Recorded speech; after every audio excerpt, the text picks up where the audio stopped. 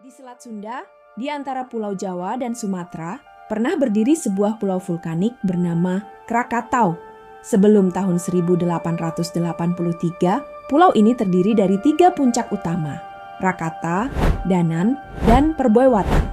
Bagi para pelaut dan penduduk pesisir di sekitarnya, Krakatau adalah pemandangan yang tenang dan hijau, sebuah raksasa yang tertidur lelap. Namun, di bawah permukaannya, sebuah kekuatan luar biasa sedang berkumpul.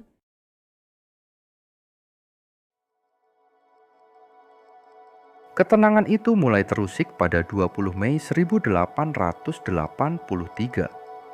Guncangan gempa bumi mulai dirasakan di wilayah sekitarnya. Tak lama kemudian, puncak Perboewatan mulai memuntahkan abu dan uap setinggi ribuan meter ke angkasa. Suara gemuruh dan ledakan terdengar hingga Batavia, sekarang Jakarta, dan Singapura. Aktivitas ini terus berlanjut selama beberapa bulan.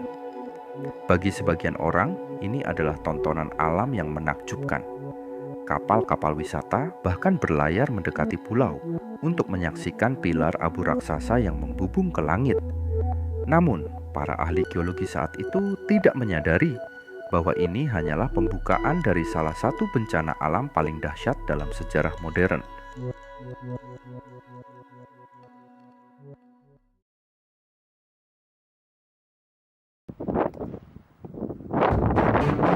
Pada sore hari Minggu, 26 Agustus, letusan memasuki fase paroksismal puncak. Ledakan-ledakan semakin keras dan sering terjadi. Sekitar pukul 14, awan abu vulkanik telah mencapai ketinggian lebih dari 25 km. Langit di sekitarnya mulai gelap gulita, bahkan di siang hari bolong. Hujan abu pekat dan batu apung kecil mulai turun di kota-kota pesisir. Kengerian sesungguhnya terjadi keesokan harinya. Senin, 27 Agustus 1883. Serangkaian ledakan kataklismik terjadi, menghancurkan pulau itu dari dalam. Pukul 5.30, ledakan pertama yang sangat kuat memicu tsunami pertama menuju Telah, Lampung. Pukul 6.44, ledakan kedua yang lebih dahsyat menciptakan tsunami yang lebih besar, menghantam pesisir Jawa dan Sumatera.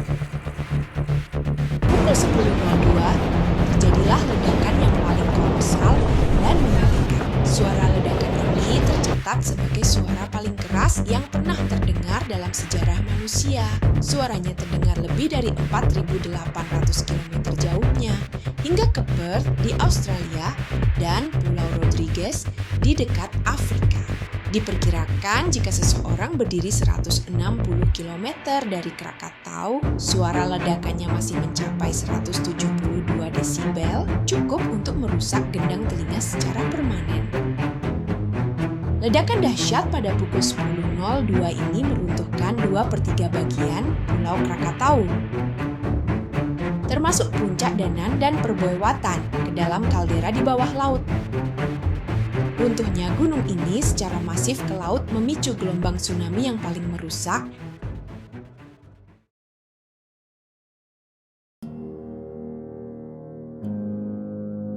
Gelombang mencapai 30-40 meter, setara dengan gedung 10 lantai. Gelombang ini melaju dengan kecepatan ratusan kilometer per jam, menyapu bersih lebih dari 165 desa di pesisir Banten, Jawa, dan Lampung, Sumatera. Kota-kota pesisir seperti Anjer dan Merak di Jawa hancur lebur. Mercusuar-mercusuar beton hancur berkeping-keping. Kapal perang Belanda, Berouw, yang sedang berlabuh di Teluk Lampung, terlempar sejauh 3 km ke daratan dan terdampar di tengah hutan. Selain tsunami, bencana lain yang tak kalah mematikan adalah aliran piroklastik, awan panas. Awan berisi gas super panas, abu, dan bebatuan ini meluncur dengan kecepatan tinggi dari kawah. Luar biasanya, awan panas ini mampu melintasi Selat Sunda sejauh 40 km dan menghanguskan desa-desa di pesisir Sumatera, menewaskan semua orang yang berada di jalurnya. secara total, diperkirakan lebih dari 36.417 orang tewas akibat letusan Krakatau. Mayoritas besar korban tewas akibat amukan tsunami.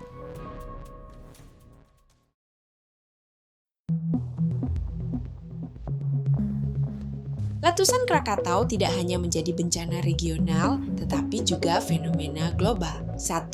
Kegelapan dan perubahan iklim. Kolom abu letusan menyembur hingga ketinggian 80 km, mencapai lapisan mesosfer. Partikel-partikel abu ini menyebar ke seluruh atmosfer bumi, menghalangi sinar matahari. Wilayah di sekitar Krakatau mengalami kegelapan total selama hampir 3 hari. Secara global, suhu rata-rata bumi turun sekitar 1,2 derajat Celcius pada tahun berikutnya, menyebabkan musim dingin vulkanik singkat. 2. Matahari terbenam yang spektakuler. Partikel sulfur dioksida yang dilepaskan ke stratosfer menciptakan pemandangan matahari terbenam yang luar biasa berwarna merah menyala dan ungu di seluruh dunia selama hampir 3 tahun. Fenomena ini begitu mencolok sehingga diabadikan oleh banyak seniman dan diduga menjadi inspirasi bagi latar langit merah yang ikonik dalam lukisan The Scream karya Edvard Munch. 3. Gelombang udara dan laut. Gelombang tekanan udara, gelombang kejut, dari ledakan utama tercatat oleh barometer di seluruh dunia. Gelombang ini mengelilingi bumi setidaknya 4 kali. Selain itu, kenaikan permukaan air laut akibat tsunami terdeteksi hingga di Selat Inggris, ribuan kilometer jauhnya.